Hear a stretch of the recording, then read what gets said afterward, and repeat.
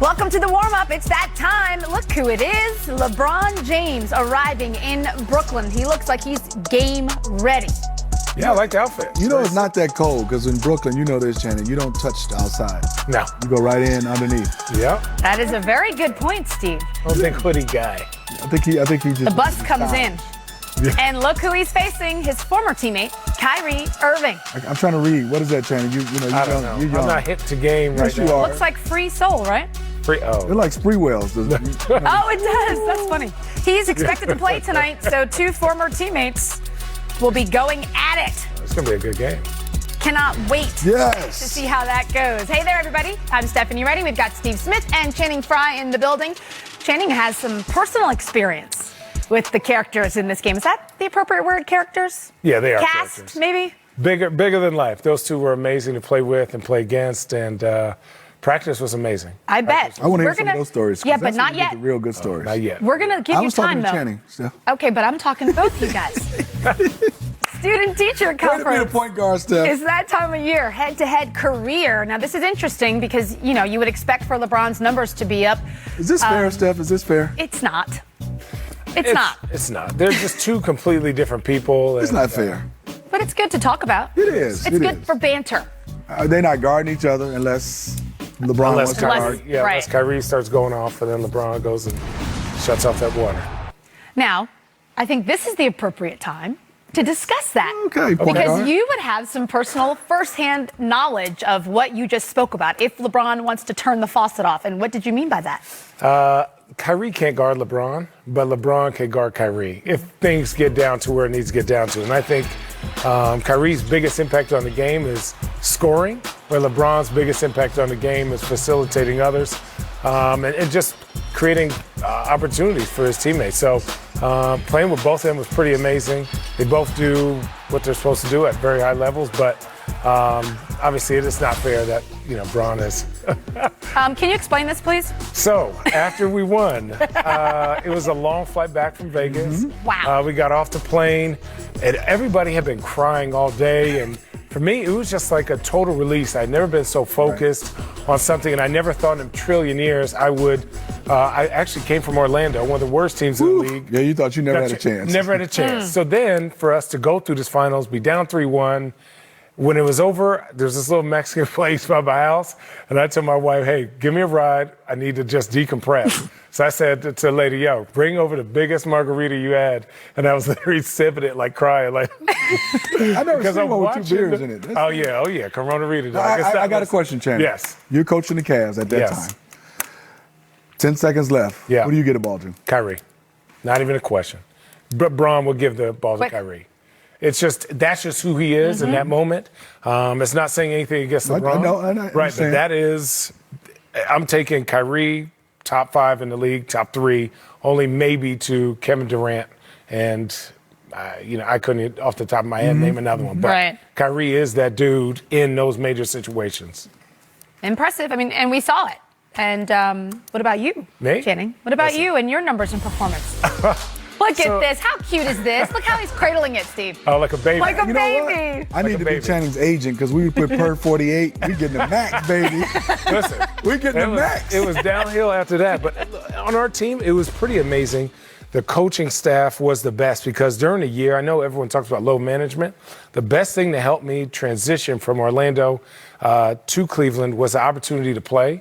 And Coach and T. Lou and all those guys and Phil Handy and Dan and Brett would always put me in situations where he goes, hey, if we play this team, let's watch film on how they guarded you so that you're ready in the playoffs. Or like Kevin's his back is kind of tight.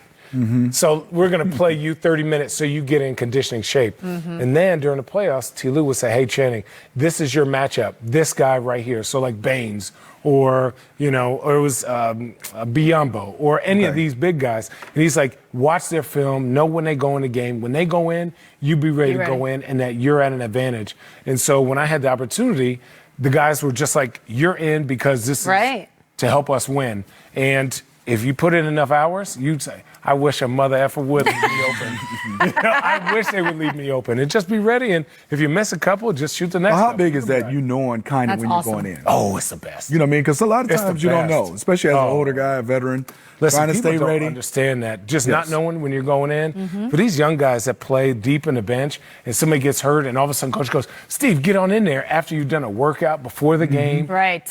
Before practice. It's hard to get into a rhythm. So there's a lot of pressure on that. But in this situation, everybody was ready. And even guys like Richard Jefferson knew we'd split minutes depending on who went in. If Marcus Morris went in when we played Detroit, he's like, okay, that's his. He's going to play between like 14 and 24 minutes. If Bain plays more, I'm going to play Right. 14 and 24. But we always prepared to play 48 Right. just in case something happened. All right, now tonight's matchup with these two stars going head-to-head, not exactly matched up against each other, Yeah. but their teams are. What are your expectations? Kyrie Irving has been in and out of the lineup, but expected to play tonight. I just think that Lakers are so good defensively, they can throw a bunch of bodies at Kyrie. He's going to get his points.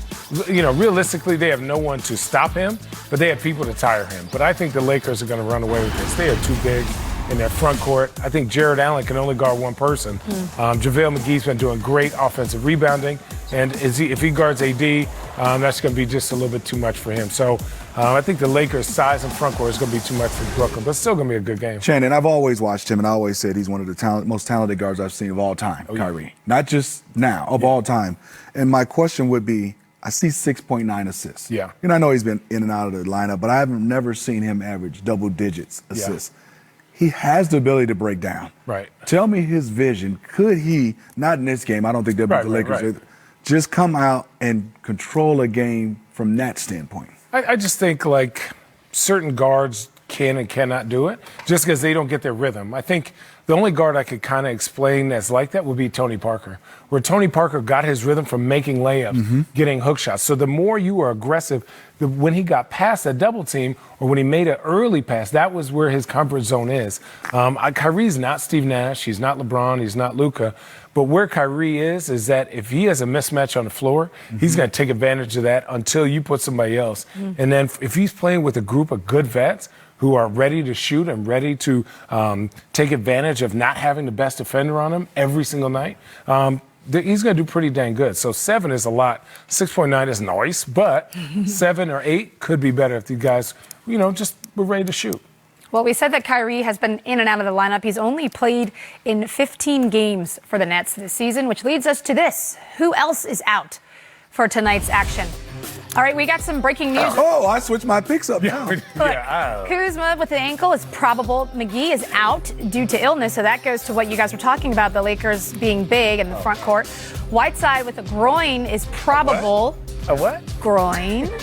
Anthony Davis with the glute is questionable. Now that's interesting because he came back to play. Jared Allen I thought it would have been hard trying to match up with all these bigs. He's probably getting foul trouble. Now that's he's a lot. Dwight Howard.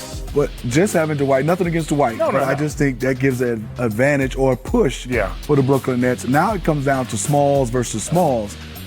I still give advantage to the Lakers because of LeBron, but this is going to be a closer game right now. And then, like you said, if it's close, I can think Kyrie might have that crowd behind him. They could win this game now. Dinwiddie, Karis LeVert, Kyrie, that's a lot for the Lakers, especially without the lack of size to go in there and block shots. Right, because you see McGee is out and Davis questionable, so there's a chance that And he Kuzma, might not be right?